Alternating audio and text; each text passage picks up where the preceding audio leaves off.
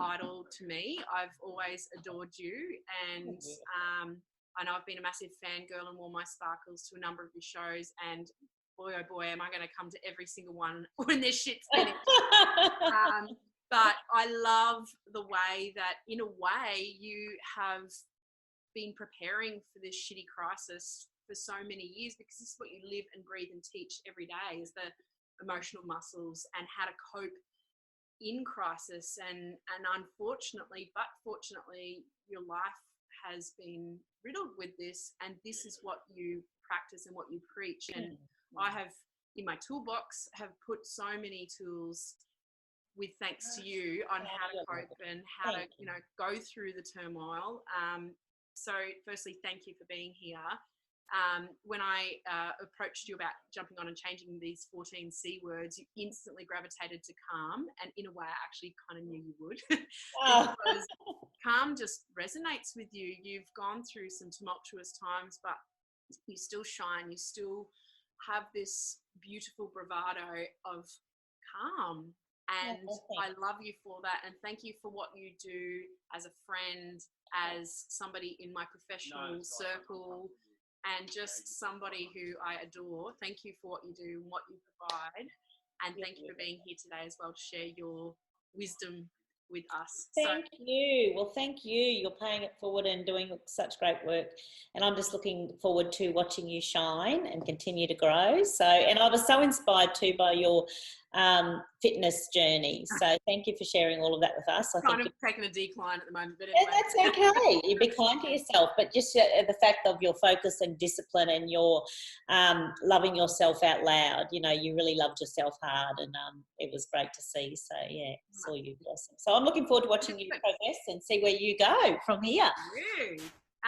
So you gravitated towards the word calm. So tell us more about why that resonated with you, or what in your toolbox you've got to be able to help somebody else out there in business or in life in general, because this doesn't just apply to business, right? This is people skills. This is living day to day, actually coming out on the other side and thriving instead of crippling and giving in. Absolutely. And I think that now more than ever before, we've been reminded that work and personal and professional aren't separate. You know, they're all together in this. You know, I think it's a very sort of worn out kind of line to say you leave yourself at home, or you bring somebody different to work. I mean, and you leave it all at the front door.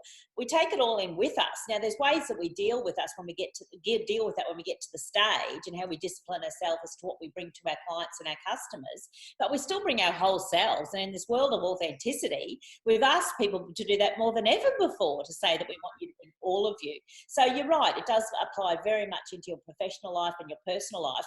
But our personal life and who we are personally is the foundation of who we grow into professionally. And so we all need to be able to find a sense of calm within ourselves, because personally we will deal with storms, and professionally we'll certainly deal with them. And at the moment, we're actually doing both. I mean, with this pandemic, we've been pushed into chaos. And so I know some of us, and I've had moments too, don't worry, of losing my calm. So never before has it been more important, I think, to find that inner place of calm. Now, I call it setting your inner thermostat. So the story I used to kind of demonstrate this is I was staying at a hotel in Melbourne in St Kilda, and I was overlooking the St Kilda Park. And there had been, so I was sleeping there that evening and doing an event the next day. So I drew the curtains that night, I set the thermostat of the room, and I had a beautiful, peaceful sleep. I got up in the morning, opened the curtains and looked out the park, and there had been there was chaos in the park. There had been a storm evidently go through. There were branches down everywhere, leaves through. There were some buildings and fences that were sort of falling down into the park. So evidently chaos had happened during the night with this passing storm, but I was oblivious to it because I was in this safe place with my thermostat set. And so the analogy there is that we all need to have a safe place within that we can go when there is a storm around us. Now, that doesn't mean that I didn't notice a storm, that I didn't feel empathy, that I didn't perhaps go and help if I could have helped, but then I could retreat retreat still, back to the safe place where I knew that I was safe. And we all need that safe place to retreat to when there is a storm going on around us like that there is at the moment. Otherwise, we find ourselves panicking. We find ourselves overreacting to everything, every news story, you know, and it's like, and it is literally, if you listen to the news, it's like carrying the weight of the world on your shoulders. And that's a heavy weight to carry. So we can put it down and we can find that inner calm. And that's working on the inside. And I feel like that's what we've got to with this pandemic, is that we've all been told to go back and sit down and be with yourself. Be with yourself. Have you over-identified in the external stuff that you've relied on that to provide your sense of security, your sense of calm, your sense of being, your sense of who you are? Because who are you then when that's gone? You know, who are you then? And that's not always easy to sit with, but that's where we have to go back to. And I feel like we've gone back to the basics of physical well-being. We've had to be taught how to wash our hands again. We are a first world country, and yet we've been taught how to wash our hands again there. So, you know, and so, but what I love about, I guess, that too, is that the focus out there has been on saving the most important thing ever, and that is our lives. There is no more important thing to do than that, you know, to save our life. So we start there, and then of course we need to then work on our economic. But for a long time it's been flipped, that we've been more focused on our economic health than we have our physical and emotional and mental health. You know, so suddenly it's all been flipped over for us, and naturally it creates some chaos. But let's break it down. Let's step back. Let's sit back down with ourselves and know that we are worth saving for a start. You are worth the good hand wash for. So let us start there. You are worth 20 seconds. That's right. Sing the birthday song. Sing a song. Jolene is our one in our house. Jolene. Yeah, I love it. Absolutely. So you can sing my Sparkle song, but anyway, another video for that. But so we do that, and we get back to that. And you know, Emma, I have never seen so many people out walking. I know, me too. Who smiled back at you? Because suddenly when I know that we're allowed to exercise, and of course exercise is so good for you, it is so good for your immunity system, it is a wonderful, loving thing to do for yourself. And so I have been so excited to see so many people out exercising. I hope post-pandemic they are all still there, because otherwise you forgot one of the lessons that we get from this. Exercise will immediately give you inner calm. You know, as you exercise your body, you exercise your mind, you exercise your well-being, your spirit, your soul. It is so good for you to do that. And so we find calm out there, which is why everyone's been gravitating towards that. And I live on the beachfront, and everyone is out there finding their space internally and externally. So, you know, that is such a wonderful thing to do to help that inner calm right there. So that's the number one thing. And then we look at our spiritual muscles, or our emotional muscles, that protect our energy and protect our calm. And I just want to give you a couple, because we've got a short time today, but two that I reckon are so important. And one is gratitude. The moment we express gratitude is an emotional muscle that needs to be exercised for it to get strong.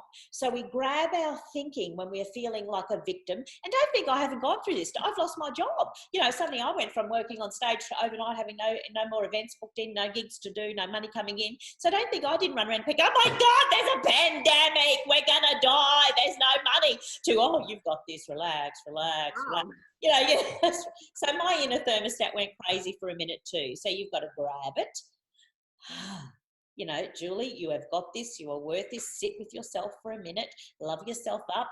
Exercise. What are we grateful for? And the moment you lift those muscles of gratitude, you instantly feel better. Your emotions lift up. You feel calmer. You feel better.